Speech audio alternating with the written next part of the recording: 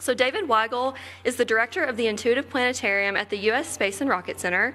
David and the planetarium team strive to innovate within the field by creating live, interactive astronomy experiences supported by immersive, data-driven visualizations of the latest discoveries.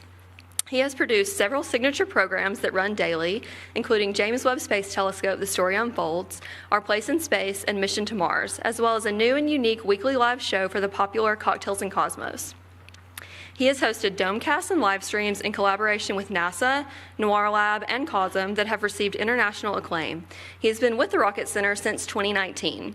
Since 2015, David has also served as an astrophysicist for the open source software program Worldwide Telescope. Through his work at both the Rocket Center and Worldwide Telescope, he pioneered the concept of data to dome, dome to phone, integrating live interactive science communication with data-driven visualizations that extend beyond the dome. He has taught workshops internationally on science communication, data visualization, and AI techniques. He holds a Master of Science degree in engineering physics from Embry-Riddle Aeronautical University and a Bachelor's of Science degree in physics from Furman University. Please welcome David Weigel.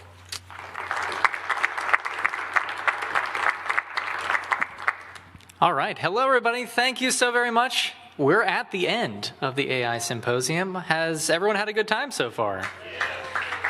Fantastic, fantastic. Well, I'm supposed to float towards you, not away from you, so I'll try to do that. All right, so I'm actually going to be joined today by Alex Shepard. I'll invite him out as well from our Intuitive Planetarium team. And Alex is one of our lead technical developers who has really worked with me to pioneer some of our efforts in AI and how AI has helped us to really just kind of change up the way our data visualization pipelines work to try to do this topic of this concept of data to dome and then sometimes dome to phone, where we're bringing the latest and greatest in astronomical concepts and observations and just like general data, and try to convey that to the public in a way that is meaningful to them, that is accessible, that's understandable, that's immersive and interactive and preferably beautiful.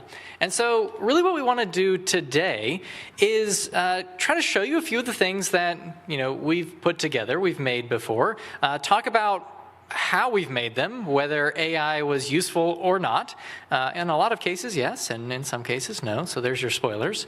And we really want to open this up kind of throughout our conversation to all of you for input. And so that means we'll have mics available to feel free to stop us at any point and chime in, ask questions, offer feedback. And we really want to work with you to figure out how we can improve our various data visualization pipelines using AI or otherwise, but preferably AI. I guess that's what this is about.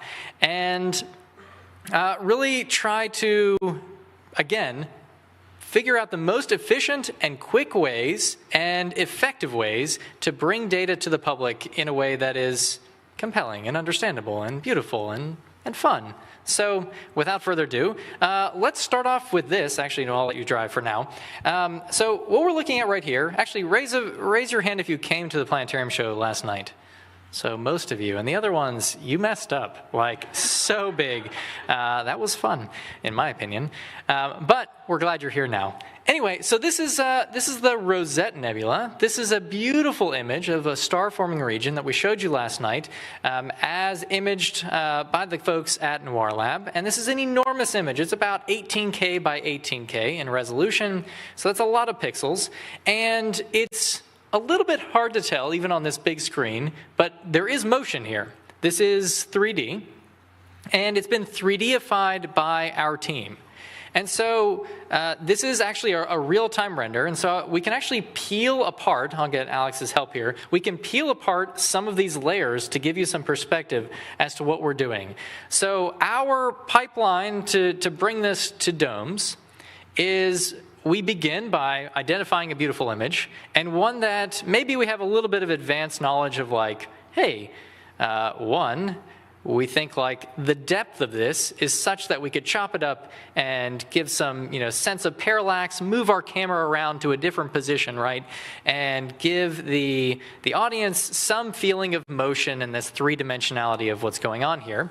And maybe two, also some insider views of, hey, we have enough data supporting our efforts to do this so that we actually know what the foreground is, and we know what the midground is, and we know what the background is, and we know where the stars should be relative to all of these things. So Erin Nigelkirk from our team is kind of the champion of this, and so she'll take these huge images into Photoshop and then start chopping them up. And so you can see Alex has pulled back this one layer here. We can keep going. I think this image is somewhere in the order of 8 layers, 9 layers, I don't know, we didn't look, and Aaron's not here. So something like that. And you can see like we're just taking from kind of the very background and building these things three-dimensionally in space, and then we move this camera around them. But one of the things I was talking about last night that has always made this process really painful for us is that, especially if we're looking at a star-forming region, there are so many stars. And so what we've done in the past, pre-AI, was we would go into Photoshop and we would remove every one of them by hand. And it was really prohibitive. Either we spent too much time, or we cut corners, and maybe we'd say, these are small enough that we don't care. And on your computer screen, that's maybe okay. And then you put it on this 67-foot dome, and you're like, it could have been better. We should go back to work. And so now with AI tools, there are various packages that have been written, not by us, that allow us to basically be used as a plugin in Adobe Photoshop and jump in, and they will remove all of the stars. And it's fantastic. I click a button, and it happens in approximately, 27 seconds for this big of an image. Like, that's amazing. So I was giving the example last night that an image like this probably took Erin somewhere, and I never checked with her, but probably in the 20 to 25 hour range. And in the past, this would have taken us probably 200 hours. It's like a tenth of the time. So that's a really powerful thing. So I guess kind of areas that we see for improvement, specifically with AI, we try to make this as scientifically realistic as possible, but there's also the artistic kind of interpretation that we have to bring in here as well, because we don't have exact measurements for where every little piece of this sort of nebulosity, the gas and dust, is in each location. And so areas for improvement, right now we repopulate the brightest stars, so think like these ones right in here. We repopulate those individually, the brightest stars in the image, where they should be. So we figure out all the distance and positional data for these, and we put them in the image where they should be.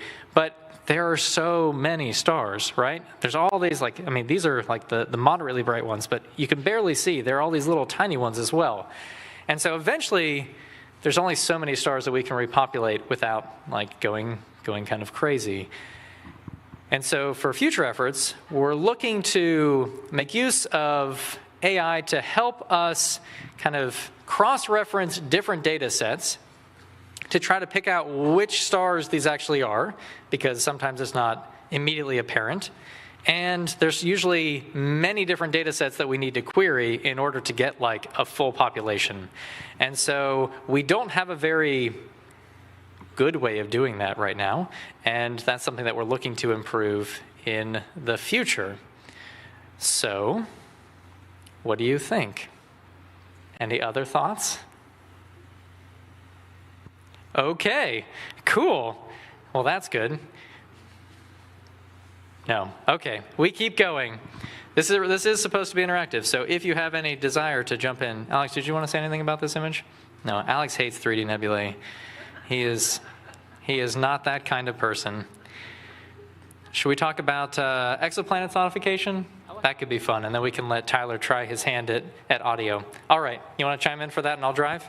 Sure. Am I taking this? Cool. So despite what David is telling you, I do like 3D pictures. I just don't make them. That is thanks to Aaron. But I do other stuff, so I can take large data sets and display them into our planetarium software. There's no greater example than probably looking at an exoplanet sonification. So as a real quick... Sorry, you keep going. As a real quick baseline, a sonification. If I took science data and I made a song, if it had a song, what would that song sound like? That's what a sonification is. So what we are going to do is take data from NASA Exoplanet Archive and display that and sonify that for AR Dome and for this presentation right here. What's going to happen, we are going to discover all over 6,000 exoplanets. As an exoplanet is discovered, starting in the year 1992, a sound will be attributed to this exoplanet, and a dot will appear on our screen. That's where the exoplanet is located. The pitch of this sound is going to be associated with some orbital mechanics. So if it's spinning around its host star very fast, that's a high frequency, so a high pitch, and vice versa for a low pitch. So I think we just go ahead and get started. Sounds good.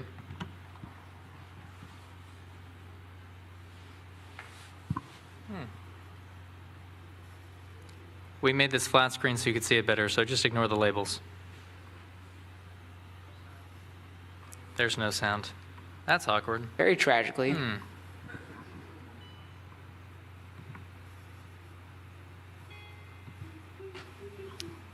That's pretty good. This is the audience interaction spot. Yeah. Each of you is an exoplanet spinning. Okay, we'll scratch that.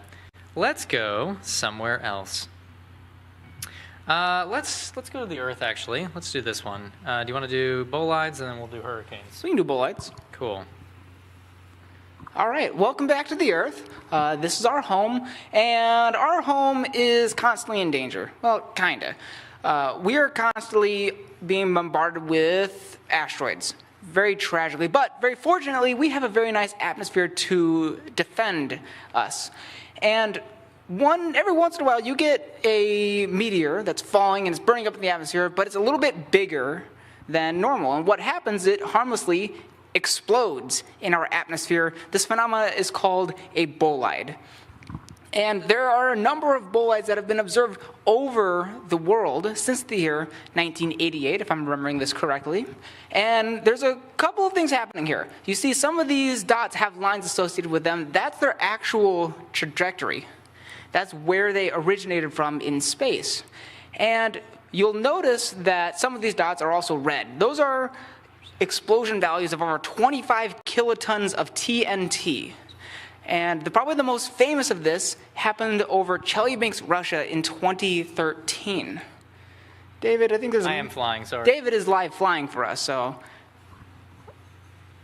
We can go over there. We're going over there, we're checking to see... This happened, yeah, in 2013. I was absolutely right. So what we did here is we queried a NASA API. So NASA has all of this data on a website. We can call this data and display that in our planetarium format legitimately right when David pressed that button. So this is live. It's so live that it even gives David a little message telling him where the most recent bolide event has occurred as of right now. We can let you find it, too. It is a different color. It should be a cyan color, kind of like a light blue.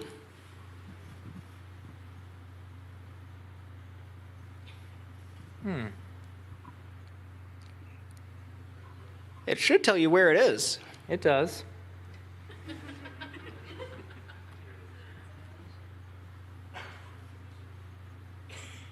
So the size of these dots do scale in relation to their impact energy. So this one, how explosive was this?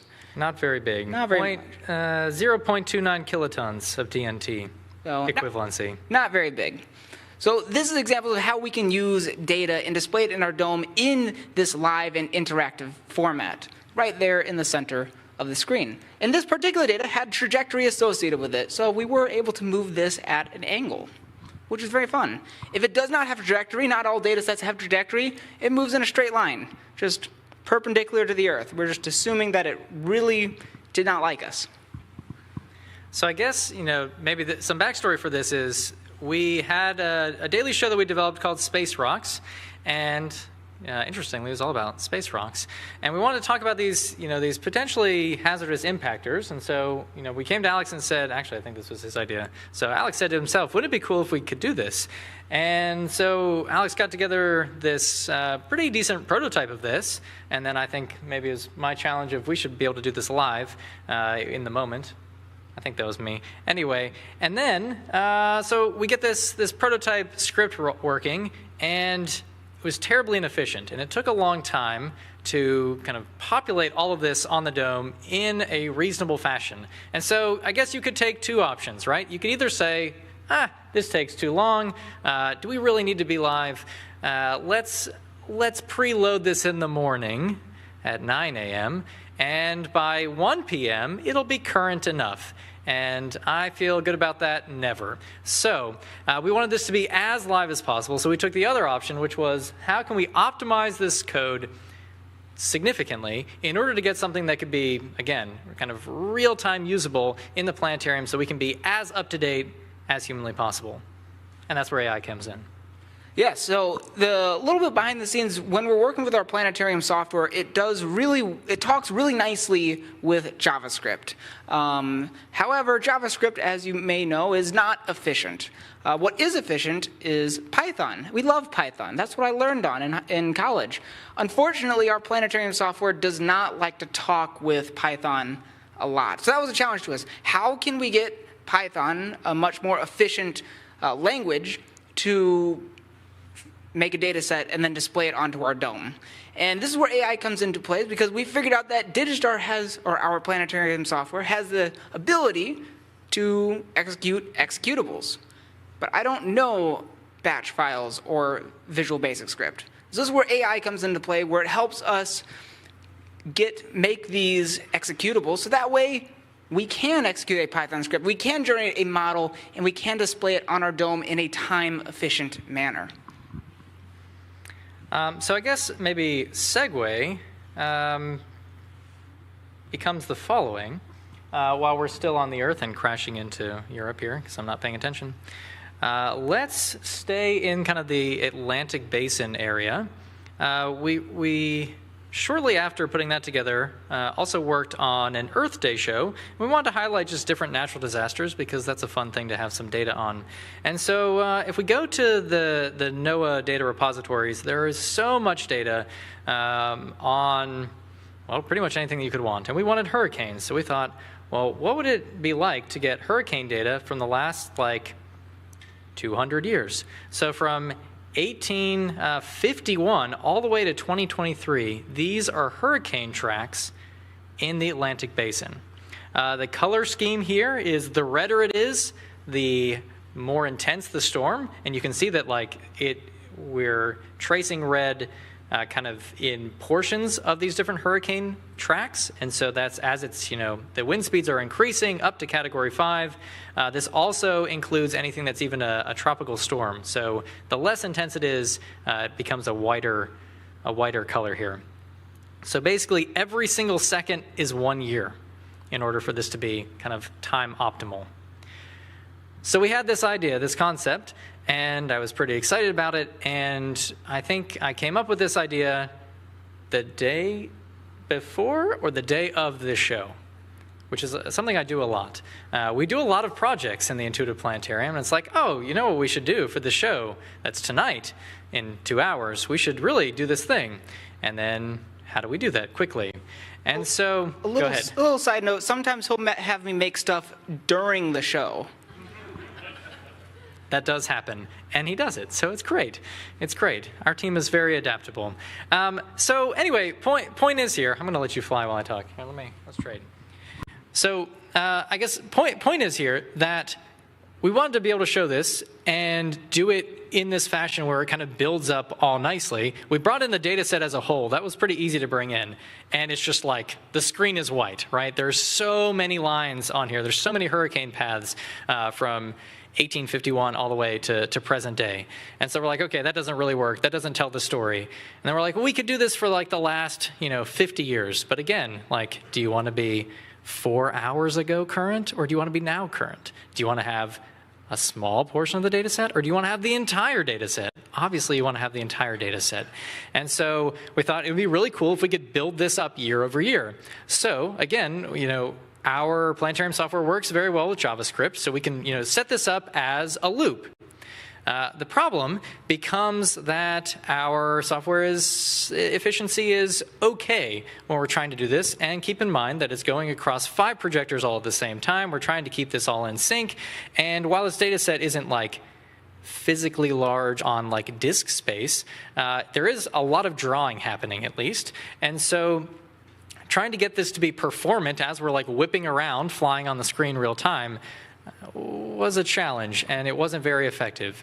And so the more efficient thing to do, again through AI help, was basically to hard code within this native planetarium software language all the commands to do all of this, such that we built all of it natively in Digistar, our planetarium software, instead of running some logical for loop. Does that sound like the better programmatic way to do it? It is, yes, sure. But it's not in terms of our planetarium software because of the way it talks and because of efficiency. Can you open up that script so we know how many lines it is? It's something ridiculous. So I guess the point is, if we didn't use AI to kind of help manipulate and write this script for us, it would have taken longer than we had time for, which was that afternoon. But instead, we came up with something in that afternoon, and it's over 1,200 lines of code. So, Don't worry, we're going to do better than that. Yeah, long enough that it's painful to write by hand, or even to do some copying, pasting, and replace. So, yeah, I think ways we can improve on this for the future, because this one does not call any API. We could, set up some sort of API call and then kind of append this data set so we don't have to build the entire thing in real time, even though it's probably not so hard to do. This is only the Atlantic Basin, so I guess I failed myself in that regard because we didn't add the Pacific Basins and we didn't add anywhere else in the world. So now I'm disappointed and embarrassed. So we should continue. But that's okay, because we do have a data set that does include all of those areas. On the topic with global weather, we're going to talk about buoys, David, because he's wondering what I'm trying to lead us into. No, I know what we're leading into. He knows. So if you thought, what we say, how long was that code? Over 1,200 lines of code. Well, this next one, similar idea, is 20,000 lines of code. But this also took longer than an afternoon. This took a little bit of prep. So also with NOAA, they have the ability to display buoys. And actually, David, do you want to trade? Yes. So buoys or drifters are little things we have floating in the ocean. And their job is to measure contents of the ocean. That's things like temperature, things like acidity, saline levels, all this necessary data to understand the health of our global oceans. And this was a relatively new technique that we've developed here in the Intuitive Planetarium because we don't have a way to display dynamical data. And that's a very challenging data type to display. So we can display a bunch of dots. We can put a bunch of dots on the screen. That's great. That's one model. But we have a lot of data, and these dots are going to move very irregularly, so we can't tell them to have this general motion. So we have to have a lot of models and literally turn one on, then the next one on, in order, just like film. And that's actually what you're seeing here. You're seeing a bunch of models being turned on and off at about 30 frames per second. And this is going to happen over the course of a year. Luckily, we can see a little bit of the year at the bottom of the screen. We took the most recent year of data when we last pulled this data, which was back in 2024, something like that. And you might notice just off the coast of Africa, a bunch of dots just happened to appear. That means that we released more buoys.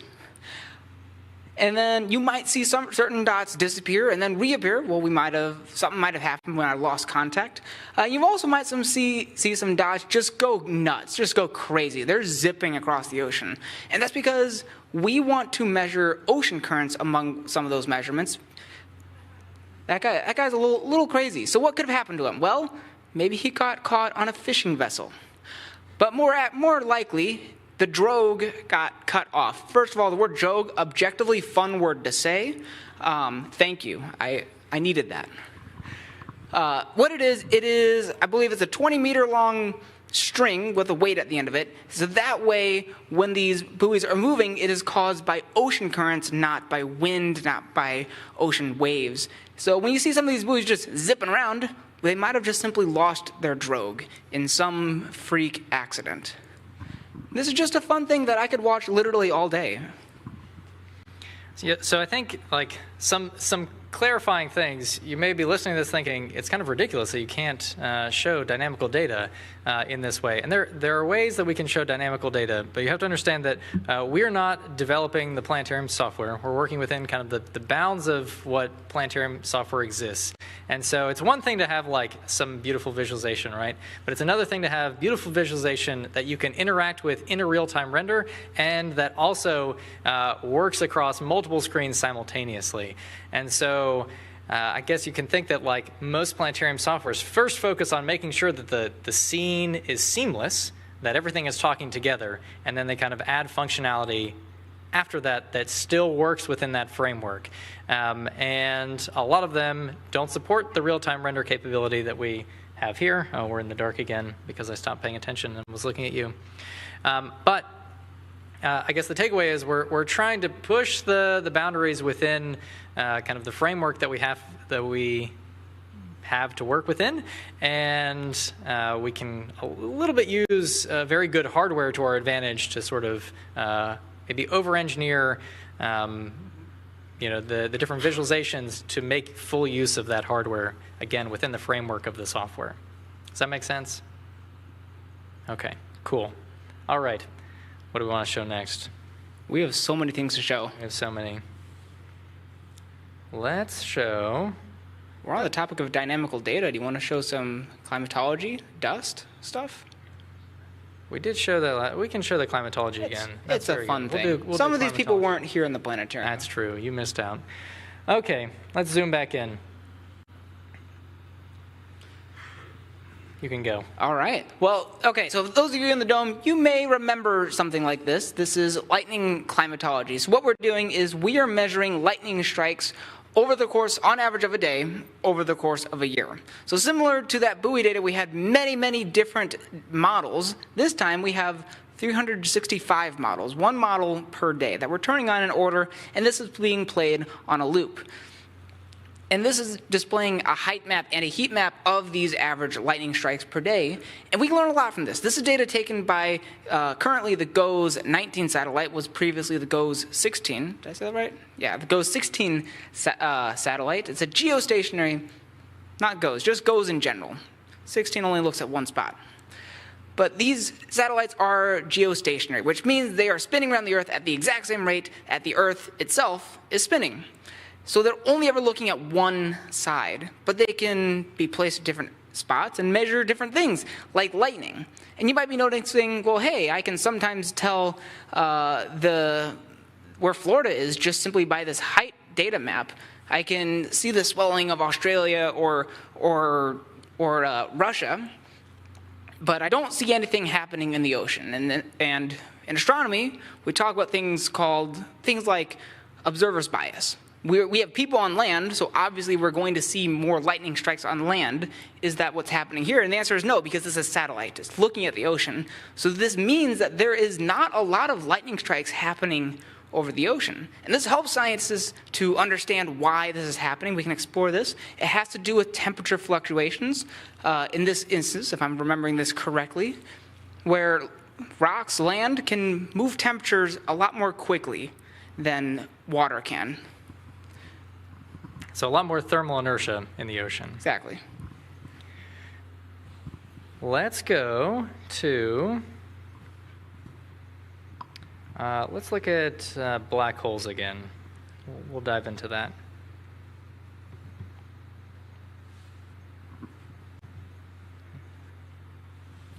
Okay, so we also showed this last night, but I want to talk through kind of the process here. Yeah, let's trade. All right, so this is a black hole, and you can't really see it. Now you can. Fantastic, because of this accretion disk. This is going to be part of our newest show called Black Holes Cosmic Abyss that debuts in a couple weeks. And there is so much unknown and mystery about black holes, right? And there is so much excitement about that unknown and about that mystery. And, we're excited to share what we do know as humanity with the public and try to, demystify some of that. Maybe not demystify, but at least clarify some of the things that we do know so that people, can have a good understanding, or as good as we have.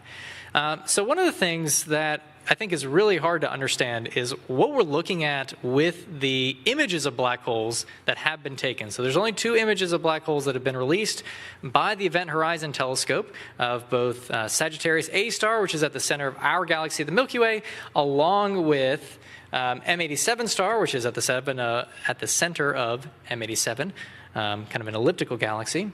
And so what we're seeing with those are the result of extreme gravitational warping of space-time. So let's take a look at this fabric of space-time.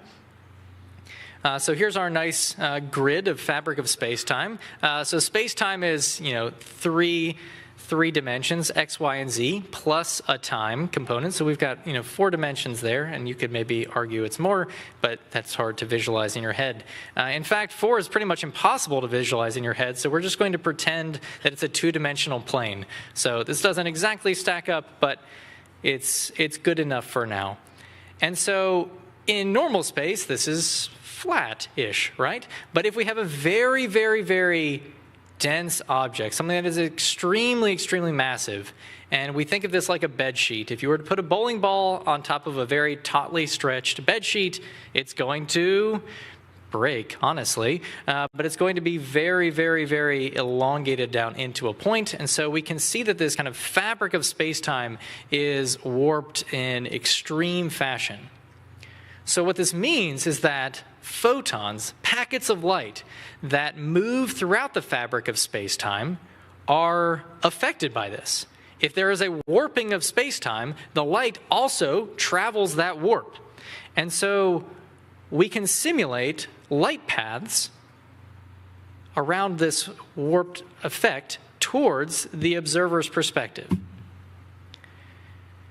And so I guess where the AI part comes in, and I'll let Alex talk to it in a moment, but what we basically carefully did was use general relativity equations to make sure that we are as correct as possible in the light paths that are being populated right in here.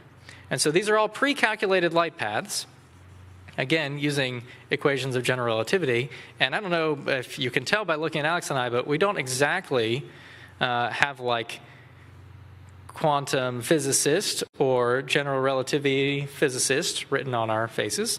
And so we understand some things, but maybe not all of it.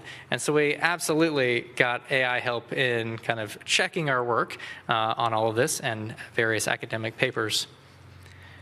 But what we're seeing in here is as all those photons, right, get bent around this black hole, they get warped in a lot of directions, but the ones that get warped towards our perspective let us see the basically shadow of the black hole in the very center where there's no light, right? Because this is this point of no return.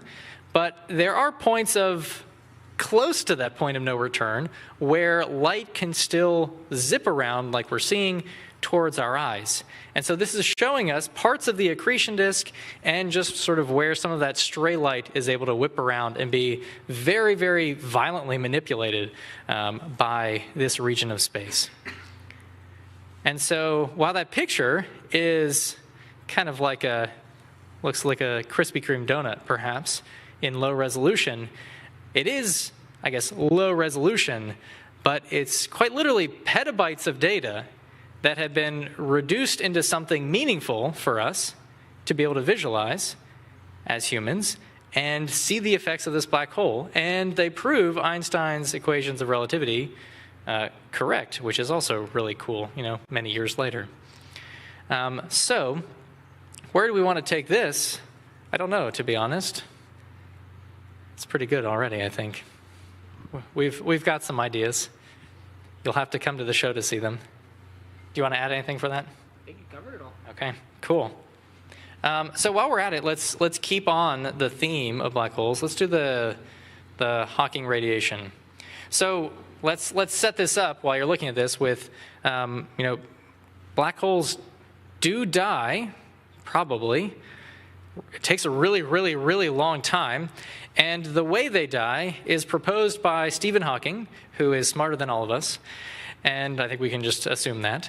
And the concept is that at kind of a quantum level, you can have basically a set of particles that pop into existence through sort of quantum energy fluctuation. And thinking of them as a particle is maybe not a good way to do it, but it's a good way for your brain. And where these in normal space would just sort of annihilate each other, at the kind of threshold of a black hole, maybe they don't. And then one falls into said black hole and one doesn't and kind of goes away. And so as a result of this, you're actually kind of losing some mass from the black hole, this thing that nothing can escape from, actually something can kind of escape from through some weird quantum stuff. And that's very hard to convey. So we came up with a concept of how can we convey this in a way that people could understand. And we're not sure that people can understand, or even us, but yeah, go ahead and launch it. I think this will work in flat mode. Cool. So this is a black hole, and this is not. And this is quantum foam that pervades all of space. This is the event horizon, that point of no return where the black hole starts. But if we were able to peer through that, we could just pull this aside for a second. If we could peer through that, you would notice that the quantum foam pervades all of space. It doesn't actually care about the event horizon and that black hole. And so what you're seeing in here, this is not to be confused with space-time that we showed you before. These are all quantum fluctuations. This is sort of like probabilities of higher energy locations, etc. And you can see that, oh my goodness, this happened to be a big peak of energy in this one spot that's kind of centered conveniently on this location. And so then you've got this kind of particle and antiparticle pair that happen right on the edge, and because they're on the edge, they don't end up actually annihilating each other. And we end up losing a little bit of this energy from the black hole, which is also mass, away into space, and that kind of breaks physics. It doesn't really work, and that's very confusing. Also, my explanation was extremely simplified so that I could understand it, and it's probably not even that correct. But it gives you a little bit of an understanding of black holes can eventually die. They can fizzle out after 100 trillion years, something like that, depending on the mass of them. It's a long time. Longer than the current age of our universe. Certainly long. So, I'm sure you've never seen anything quite like this because we hadn't seen anything like it when we were trying to get ideas of how to portray this to you. So, hopefully this is somewhat insightful. And I don't know, how did AI help you? Maybe it didn't. This was all intuitive understanding and a lot of late nights looking at general relativity videos. Stephen Hawking was smart. I know we say that, but he was really smart. All right, so we'll probably show you, I think, two more, maybe one more thing, and then we'll open it up to any more Q&A, because you don't seem to like Q&A in the middle. All right. You want to talk about Rubin? We should talk about Rubin. Probably talk about Rubin. This is a good spot to jump off. All right. So we talked about the Rubin Observatory a little bit last night, but we want to do it again. So we were, I'll let you play them. Let's start with this one. We were extremely honored to host the first look event for the VROC Rubin Observatory back in June of last year, or I guess host the planetarium portion of it, which was trying to reveal these beautiful images to the world and show off the power of this new observatory. And these images are absolutely staggering in size. They're about 100K by 50K in resolution. And so before we were kind of talking about the difficulty of working within the bounds of what our software permits, and not just like for our software, because we're trying to give this to other planetariums too. And that's really a key part of kind of our philosophy as the Intuitive Planetarium, is we want to provide the absolute best possible guest experience of understanding the universe, right? But we also don't just want to build ourselves up. We want to be able to bring everyone else up with us and try to improve the planetarium community kind of at large. And so we're like, okay, if we're going to be sharing this with domes literally across the world, then we need to be able to make something that is extremely robust, such that it works on our hardware, which is pretty good, and some other people's hardware that might not be. Because at the end of the day, a lot of planetariums are wildly underfunded, including us. You should give us money. But shameless plug. Many people are in even tighter financial shape, and they probably have a staff member of one, and they see field trips upon field trips upon field trips. And so they're running off of a laptop or something, and we need to make sure that this is robust enough in kind of its efficiency that this will work for everybody. So we take this 100K by 50K image. I mean, it's literally like 97,500 by 51,500 pixels. This single image is about 12 gigabytes for this one.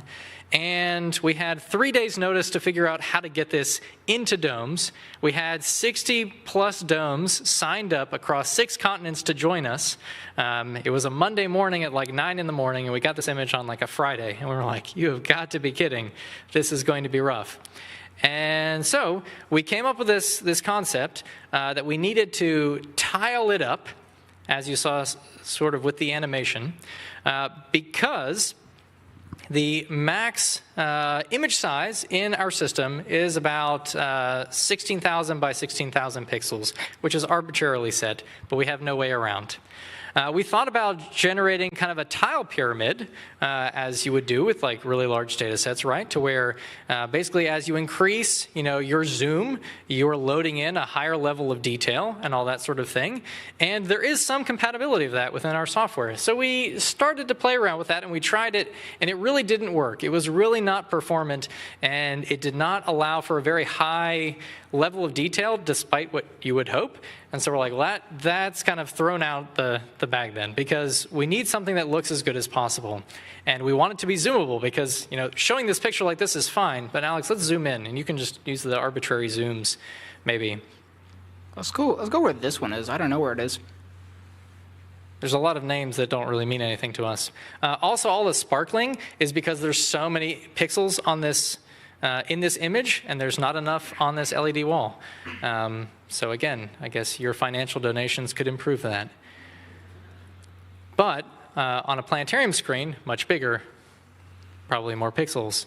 And to give you a little bit of reference, the bottom of that little circle inset, that would represent the front of a planetarium dome. The top would be the back of a planetarium dome. And so, again, we decided to basically chop this up into different kind of square elements, right, that we can then create a sort of a zoomable canvas. And in testing this, we went through a lot of different file formats, different bit depths, different color spaces, kind of different resolutions of all of these things. And we were able to prototype this very rapidly by the different uses, or sort of running all this through AI and trying to figure out what is going to be most performant. And using AI allowed us to, again, iterate very rapidly on all of this testing. We pretty much didn't sleep over the weekend and just were like going, trying to make this work. But another key kicker in this, and this was kind of a tag teamed event between Alex and I trying to get the visualization side of things working. So I focused very much on the actual image itself. Alex's task was trying to figure out what texture are we mapping this to, because we can create a rectangle, right? Even if you have all these tiles, you can create a rectangle. But when you zoom on that rectangle on a hemispherical dome, it's very, very awkward. And so you end up with this like weird flattening effect, and it just looks like a fly swatter is trying to smack you in the face. And so there are use cases where that's nice, like if we are trying to go to the edges, right, these corners where we've got kind of weird artifacting happening. If you have something of detail in the corners, that works pretty nicely. And if you don't, again, it just looks like you're getting fly swatted, and it's fine. And so we wanted something that felt very natural to be able to sort of zoom around, make as much use of the full canvas of somebody's dome to highlight all the things. This is my favorite galaxy that I showed you last night. And try to produce these very like awe-inspiring zooms.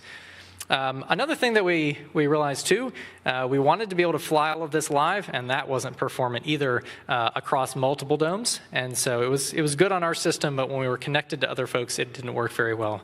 And so we made these pre-scripted zooms to areas of interest, which worked great and was really painful to set up. So I guess the Alex, do you want to explain it to them, or do you want me to? What are you referring to? Creating the 3D models. Creating the 3D model? Yeah, I can do that. Okay, so, cool. Okay, when displaying a picture... Hi, guys. So when displaying a picture onto our planetarium software, it's not as simple as click and drag and expect it to work.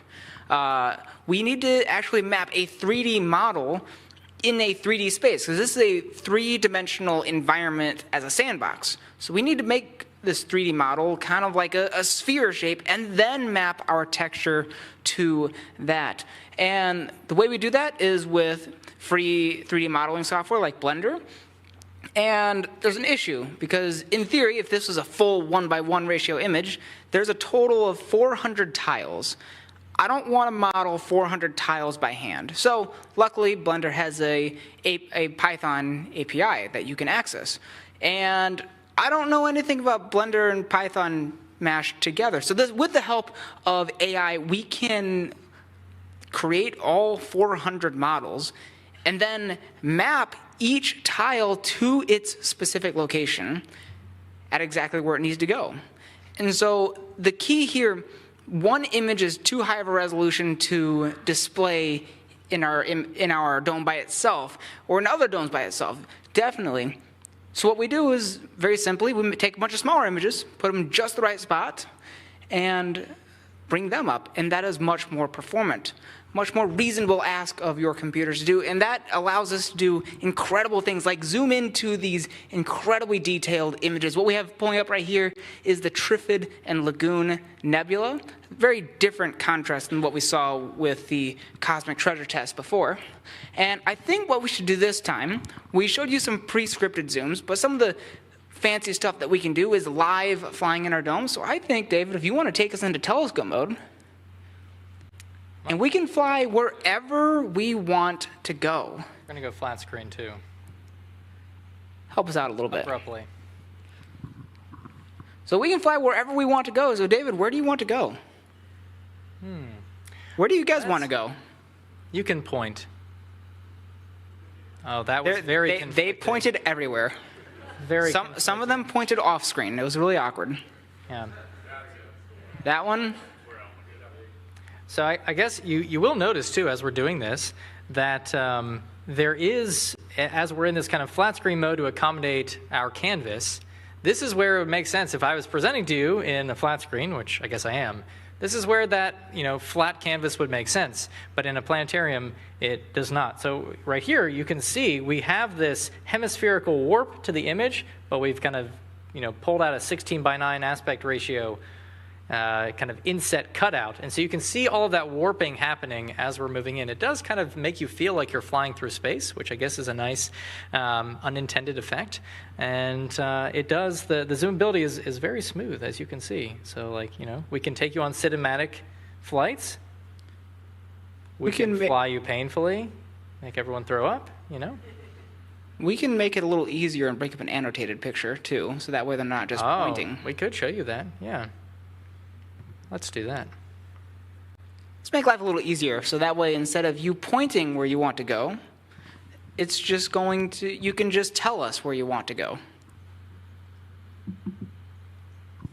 When the image loads. Oh, we're still in flat screen mode. Oh, we are. Awkward.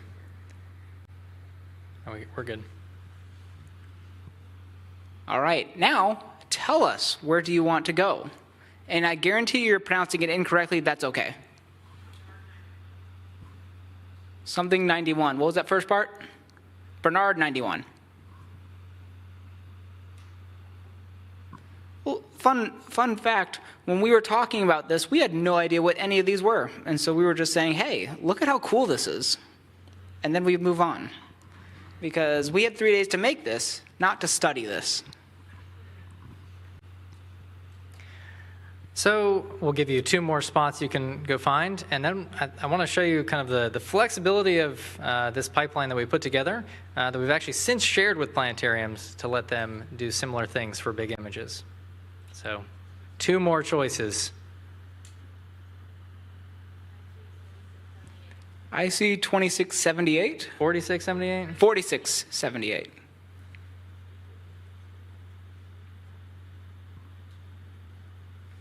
So basically what we're looking at is a star-forming region. So this is looking towards the galactic center. There's so much gas and dust. And every one of these points you can see is a star, kind of very unlike where all the points in the previous image were mostly galaxies. These are all stars. And IC 4678 is a region of much more gas and dust in here. So you can see some of this denser gas and dust. And most of the things that are highlighted in here are regions of increased gas and dust. Kind of these dark nebulosity. I like these right in here. These sort of look like dragons. But this is just very, very dense hydrogen that is shaped by the young hot stars that have since formed, and basically ultraviolet radiation, very energetic radiation coming off of these stars is helping kind of erode away their stellar nursery and shaping the region around them. And in this case, you have these kind of like bulky, again, dense spots that are resisting that erosion by ultraviolet light a little bit more readily than some of the surrounding areas. And so it makes these beautiful shapes. To kind of wrap this back into AI, this was all made in 3 days, from start to finish. And that's not something that is even feasible if it wasn't for the assistance of AI. All right, so Alex, I'll let you drive again. And I think we can actually screen share this briefly just to show kind of what the tool is. Okay, so we wanted to share this with other folks and be able to make this a little bit more readily usable for different planetariums to do similar things on their own. And I think maybe a shortcoming of planetariums in general is that when there are big things on the horizon with let's say new observatories coming online that promise very big data or something like that, Reuben. Maybe there is some incentive to build tools to accommodate said enormous data, but it's not something that is at the forefront of development. And so even though we had been talking about this for quite some time, the day kind of hit everyone a little bit by surprise, and there weren't really good tools in any planetarium software to accommodate just like this level of enormity of data and do so in a way that makes full use of the high fidelity that we're able to see with them. And so, yeah, we wanted to really, give back to the planetarium community and share this tool that we had put together, and also do so in a way that is as accessible as possible. Because I talked about, we are very fortunate here at the U.S. Space and Rocket Center in the Intuitive Planetarium to have a team that is, quite robust. We have a lot of talent on our team, and we have a pretty big team as far as planetariums are concerned. It could always be bigger. But we are able to develop and spend time putting a lot of thought into our processes and kind of data visualization. And a lot of domes are a single person who maybe doesn't know any programming, maybe doesn't know where to find the data, maybe barely has time to do the presentations themselves. And so we wanted to make this as simple as possible. So really this is mostly Alex is doing with some of the kind of wrapping some of the code that I wrote. But this is a very simple tool, and we thought we'd demo it for you just to show you how simple it is. So we have conveniently numbered boxes here. And so we should start at number 1. That makes sense. And no start at 0 because, again, they're not programmers, so none of that. So we're going to start here with this box that says Start Here. So Alex is going to click this box that says Start Here. Huh, look at that. So now it says you should change the name of this thing that says Image Name. You should also know this folder popped up. So it prompts you with a folder that says, hey, you should put your image in this folder, and then whatever image that you put in there, you should name that image in this box. So we have conveniently pre-downloaded an image because we were scared about the internet. To give you a little perspective, the image that we're going to try, these are its dimensions. So if you can't read that, that's almost 36,000 by almost 36,000 pixels. And file size is big? I don't know. A lot. It's big. It's big. Oh, there you go. 3 gigs. Give or take. It's not that big. Fine. Listen.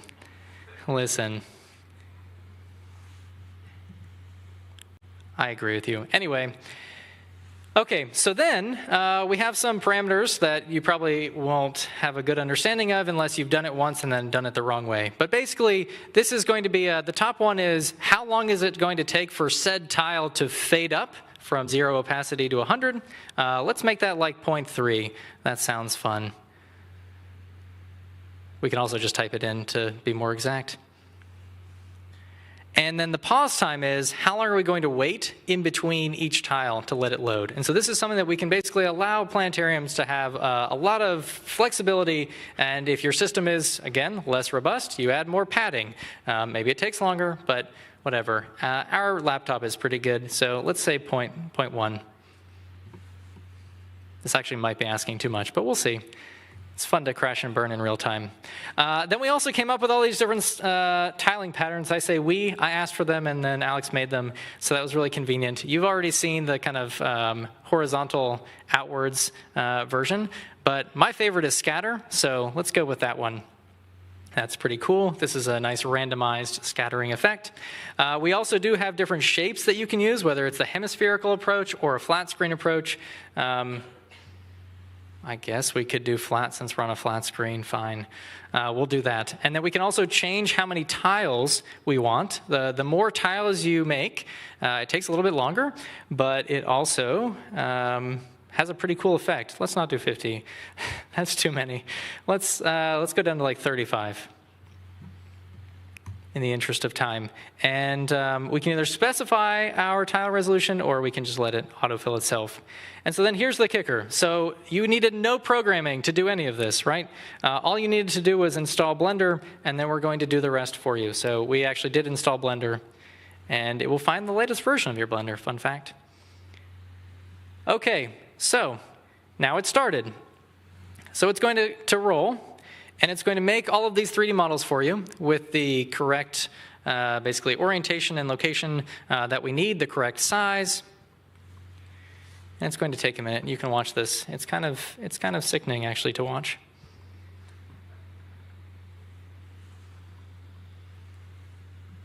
And as it goes through all of this, it is going to also prompt us, as you'll see, because right now it's using kind of the default version of Python that's associated with this planetarium software. And so everyone will have had this already installed. It's a very vanilla Python and very old Python, so it's not particularly good, but it works well enough to talk to Blender, so that's a positive thing. But we can't use that super vanilla Python to basically do some of the other kind of image transformations and reconfiguration that we need. And so we basically prompt everyone to install the needed packages and tell them how to get rid of them if they're trying to hide from their IT team when they're doing whatever thing. We would never do that. Just stay quiet for a moment. So we really made too many tiles for this to be very quick, but it will stop soon. And then we can get zooming. The other thing that I think is pretty neat about this Oh, I think it just stopped. I just moved it, so that way we're not getting hypnotized. So the other thing that I think is, pretty neat about this is kind of thinking about the way we can build different tools for different planetarians to use, because again, one of the things that a lot of planetariums face in terms of difficulty is quick and easy means of trying to bring the latest and greatest in space exploration to their audiences, because again, they don't have kind of the robust team that we have here, that we're very fortunate to have. And so that's one of the things that we are trying to bring to the world are these different tools, some free, some otherwise, and do so in a way that can help kind of amplify planetariums as the sort of leader in science communication in their respective communities. All right, so Blender is done. We need to download some, standard things, so we're going to do it. Alex, let it say yes. So your programming so far is needing to type a Y and then hit enter. And then it's going to tile. We tested this on a lot of systems, and most of them it's pretty fast. We may have been optimistic. You asked for a lot of tiles, David. We did ask for a lot of tiles.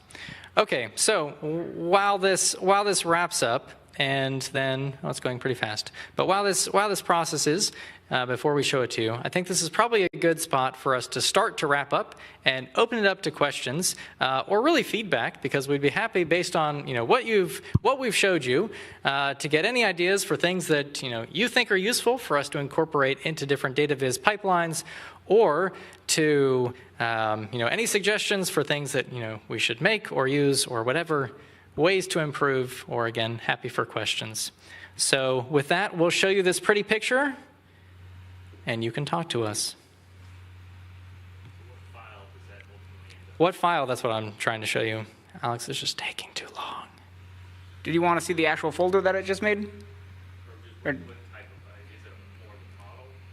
Oh, so basically it's set up in kind of the format that this planetarium software needs. So it's a bunch of 3D models, it's a bunch of textures to apply to them, and then it also generates the script to initialize it in the software, and then basically make it do the thing. So yeah, so do the test what we made. But then we're gonna have to screen share the other way. Perfect. And then second question, have you ever done stand-up? Have I ever done stand-up? Every Friday night in the Intuitive Planetarium at Cocktails and Cosmos. So short answer is yes, but not really.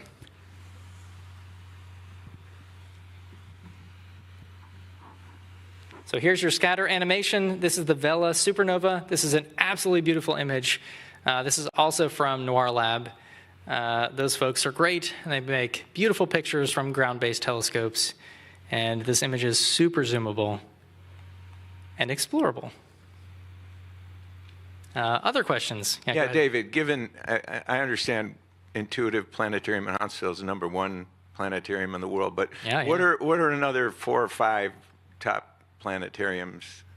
That's a good question, and I guess I'm on the spot being streamed. There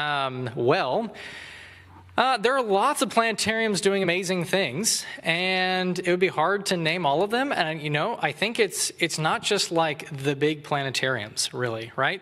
So, like for example, I can think of folks I know in New Jersey. There's a really tiny mobile dome called the P-Tech Planetarium, and it's one guy. He used to be a high school teacher or something teacher, Carlos Miranda, and he doesn't know what he's doing in terms of a planetarium. He steps into it, and within like a year, he has this whole school district like absolutely blown away. Like, that's so cool. I have a friend named Nancy who's in kind of rural Louisiana, and serves, underserved children in her portable planetarium, stepped into a role where had this hardware that like barely works, and just has all these great ideas of how to engage people in science, and like doesn't have the tools, but has the passion, has the techniques to engage the audiences, and does amazing shows. There's folks kind of across the country in these small domes who do the same thing. There's folks in big domes who are doing amazing things, like the folks at the American Museum of Natural History and the Hayden. Obviously, we've all heard of that. In some capacity, do they do enough live shows? They don't, in my personal opinion. But the ones they do are really amazing, and they help pioneer an open source software called OpenSpace. OpenSpaceProject.com, which I highly recommend, and it's NASA funded and also a lot of development through their team. But they very much champion this idea of data to dome as well. Folks at the Boston Museum of Science, Fisk Planetarium in Boulder, obviously folks at Adler. I mean, the list kind of goes on and on. So I don't know that I can name you like a specific one. There are lots of individual people. Science Museum of Virginia, we collaborate with Justin Bartle there all the time. Some folks in Europe and Japan. I mean, it's all over the world. And so I think maybe like another way to answer this is that the planetarium community is extremely tight-knit. And unlike some industries where it's very cutthroat and you can't stand your neighbor, right? Like we're not encroaching on each other. We're not taking away, their audience. And so it's really it's a very special thing to be able to work together on all these things to try to reach the world together. And it's a fun profession to be in. Other questions? Yeah, over here. So you mentioned that you have new hardware, and I was wondering if you can share some of the hardware specs. If not, that's okay. But if you can, something like system memory, video cards, VRAM, that Sure. required to run this. Yeah, I don't mind. Greg's giving me laser eyes, but I'm going to tell them anyway. Okay, so what we're running right here, this is running off a laptop. It's a potent laptop. I guess the takeaway there is it's a mobile 4090, so it's a pretty kicking graphics card. It was cutting edge when we got it a few years ago, and now it could be a little bit better. 64 gigs of RAM, probably only DDR4. The processor is Intel something, 12 cores maybe. I don't know. I would say it's a very, very good computer, but we could want for more. Our new server is extremely fancy. We are basically running a computer per projector and then kind of a host to tie them all together and some other computers in the background to do some other things. All of these computers are running dual CPUs, I want to say 16 cores each, dual Xeon Intel CPUs. 256 gigs of DDR5 RAM per computer, which don't look for my server. That's a fortune.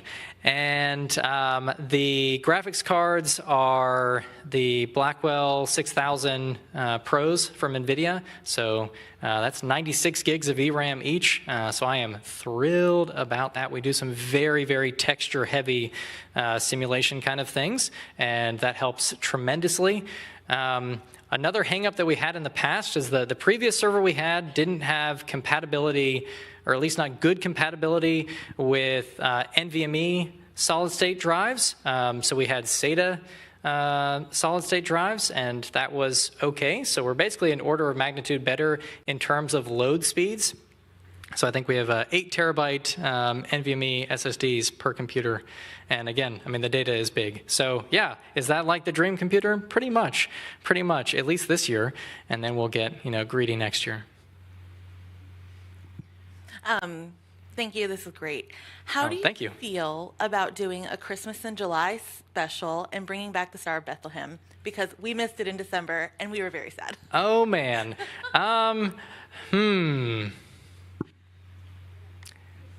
It's not a bad idea. We'll talk. I'm not saying no. Maybe. Good idea, though. Good idea. I will say that one of the things that we're hoping to do more of here in the Intuitive Planetarium is more dome casting. So think like live streams for planetarium, similar to that Rubin event that we hosted. And we've done a few of them before.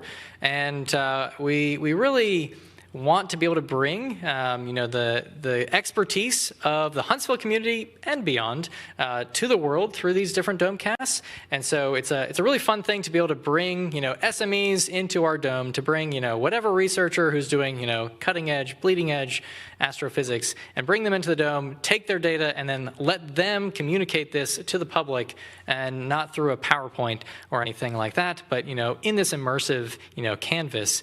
And so we're really hoping to do more of that in the near future, which is not the Star of Bethlehem, but it is, a fun kind of unique event, and you can be on the lookout for some of those probably in April. We've got some neat local UAH collaboration that's on the horizon there. I'm not sure if you said this already, but were there some specific AI tools or models that you found to be more helpful with these processes or less helpful? Oh man, we didn't say that. Who's in this room? Well, we are very limited in what we can use. Let's just put it that way. That's the nicest way to put it. So pretty much for this, we're using like over-the-counter ChatGPT, sometimes Claude. That's pretty much it. So these are not even paid versions, to be very honest. So could we get a lot better? Yeah, we absolutely could. Would I like to run a locally hosted LLM on our old server and then like put all our stuff through it and then just have it make stuff for me? Yes, I would. Are we going to try to figure out how to do that? Also, yes, but within the realm of the Rocket Center. Legal bounds, I promise. So yeah, really vanilla, very off the shelf. All right, last question over here. I get to go techie on this. So the first half hour or so I had in my mind is like, this kind of looks like KML data. Is that what it is?